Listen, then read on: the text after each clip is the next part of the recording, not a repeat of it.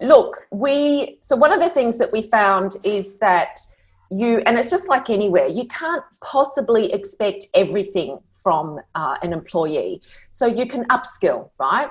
So the idea is to find, the core skill that you're wanting and then develop them in other areas. Now with web design and development, it is a little bit easier because we want them to know how to use WordPress, but we actually found that we're getting a lot more e-commerce clients, so we needed Shopify as well.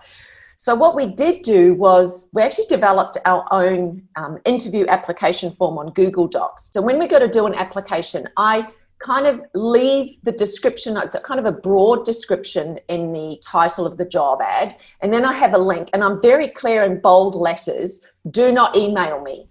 So if people email me, I actually reply back to them and say, I will be deleting this because you've not read the instructions. So one of the things that's really important for me is attention to detail. So if you can't read an instruction, you're not going to be any use to me whatsoever. So that's number one thing, is that make sure that they actually are reading it and following the instruction. We then take them off to a form that has a much more detail about who they are and also really clear about what they get. I have this perception sometimes that people think that you should be respectful of the fact that they want to know what they're getting.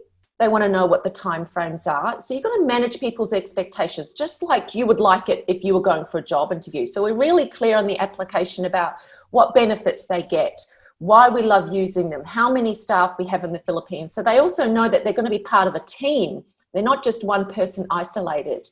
And all of my team actually communicate with each other. And they, they've become friends. And I think that's fantastic, particularly in this environment where they're often working from home and they might feel a bit isolated.